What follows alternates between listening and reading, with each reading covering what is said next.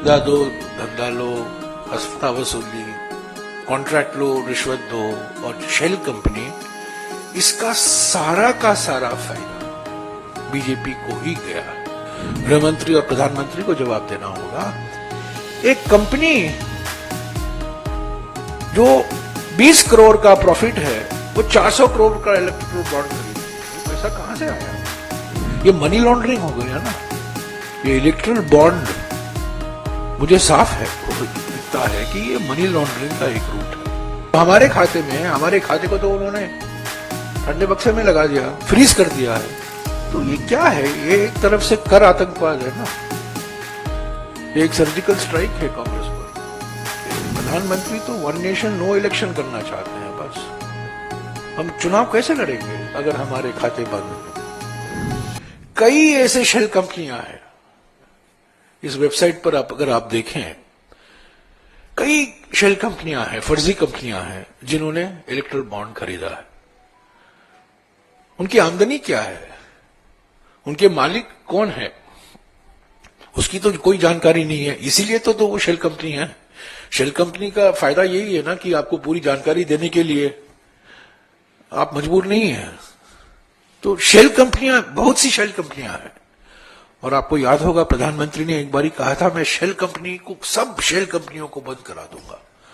पर सबसे बड़े शेल कंपनी तो उनके मित्र अडानी चला रहे हैं, जिनका खुलासा हमने किया है पहले पर। तो ये शेल कंपनियों का होना और शेल कंपनियों का इस्तेमाल करना, ये हमारे लिए फायदेमंद नहीं है। ये सिर्फ सत्ता पार्टी यानी कि बीजेपी के लिए फायदा है। तो ये 4 रास्ते हैं,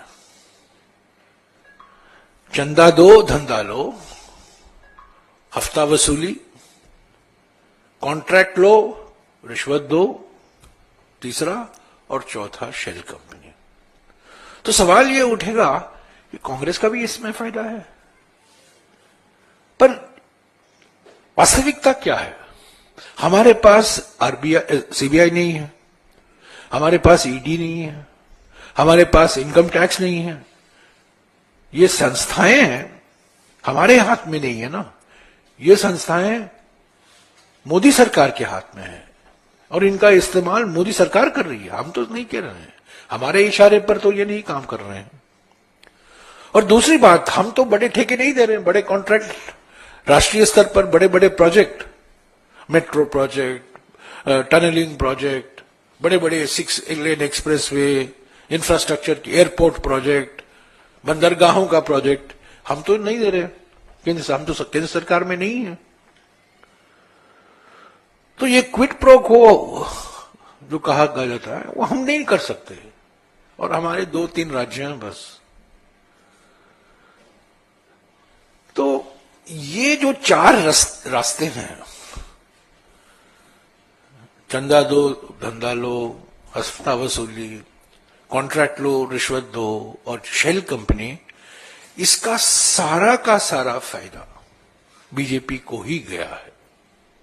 और बीजेपी को ही जवाब देना होगा, गृह मंत्री को देना होगा। हम पर इल्जाम लगा रहे हैं, गृह मंत्री को कहना होगा, जवाब देना होगा। उन्हीं के सांसद को एक कॉन्ट्रैक्ट मिलता है इंफ्रास्ट्रक्चर, और कुछ ही दिन बाद वो इलेक्ट्रल बॉन्ड खरीदते हैं जो सीधा बीजेपी के खाते में जाता है। गृह मंत्री को ही जवाब देना होगा क्यों ये जो दवाई बनाने वाली कंपनी है, फार्मास्यूटिकल कंपनी, उसके खिलाफ ईडी और सीबीआई छोड़ा गया है और कुछ ही दिन बाद वो इलेक्ट्रल बॉन्ड खरीदती है। और गृह मंत्री को यही जवाब देना होगा, और कोई जवाब नहीं दे सकते, सिर्फ गृह मंत्री जवाब दे सकते हैं, क्योंकि वो बार बार कांग्रेस से सवाल करते हैं। गृह मंत्री और प्रधानमंत्री को जवाब देना होगा। एक कंपनी जो 20 करोड़ का प्रॉफिट है वो 400 करोड़ का इलेक्ट्रिकल बॉन्ड खरीदती है, वो पैसा कहां से आया? किसका पैसा है? और कुछ कंपनियां ऐसी हैं जो मुश्किल से 8 महीने, 9 महीने, 10 महीने लगे हुए शुरू होने में, और एकदम वो 20, 30, 40, 50 करोड़ के इलेक्ट्रिकल बॉन्ड खरीदते हैं। किसका पैसा? कहां से पैसा है? ये मनी लॉन्ड्रिंग हो गया ना। ये इलेक्ट्रल बॉन्ड मुझे साफ है दिखता है कि ये मनी लॉन्ड्रिंग का एक रूट है। तो इसके साथ साथ प्रधानमंत्री ने हमारी खाताबंदी कर दी है। वो इलेक्ट्रल बॉन्ड से तो 6,000 करोड़ रुपया मिल गया उनको, पर जो हमें पैसा मिला था इलेक्ट्रल बॉन्ड से, जो हमारे खाते में है, हमारे खाते को तो उन्होंने ठंडे बक्से में लगा दिया, फ्रीज कर दिया है, और हमें आर्थिक रूप से अपंग करने की कोशिश की जा रही है। हमारी यूथ कांग्रेस अपना अकाउंट नहीं ऑपरेट कर सकती है, हम अपना पब्लिसिटी कैंपेन शुरू नहीं कर पा रहे हैं, प्रचार के लिए हम खर्च नहीं कर पा रहे हैं। ये खर्च हम दिखाएंगे, ऐसा नहीं है कि ये नहीं हम दिखाएंगे, पर हमारे अकाउंट हम ऑपरेट नहीं कर सकते। हाँ, अगर हमारी खाताबंदी हुई है एक तरफ से और दूसरी तरफ से आप इलेक्ट्रल बॉन्ड से पैसा लेते जा रहे हो, तो ये क्या है? ये एक तरफ से कर आतंकवाद है ना, ये एक सर्जिकल स्ट्राइक है कांग्रेस पर।